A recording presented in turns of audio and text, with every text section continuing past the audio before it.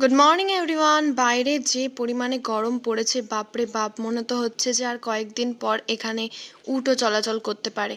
তো যাই হোক, তাই সকাল সকাল দেরি না করে বেরিয়ে পড়েছে এখানে বাজারে। হ্যাঁ, বাজারে যাওয়ার বেসিক্যালি কারণ হচ্ছে আমার এই বিড়ালগুলোর জন্য মাছ আনা। আমি একেবারে 1 সপ্তাহ 2 সপ্তাহের জন্য ওদের মাছ এনে রেখে দিই, যেহেতু আমার রোজ রোজ কলেজ যাওয়ার থাকে। আর তারপর বাজার থেকে এসে চলে এসেছিলাম এখানে কলেজে। আর কলেজে তো এখানে আমাদেরকে প্র্যাকটিক্যালি করাচ্ছিল আজকে হিমোগ্লোবিন টেস্ট।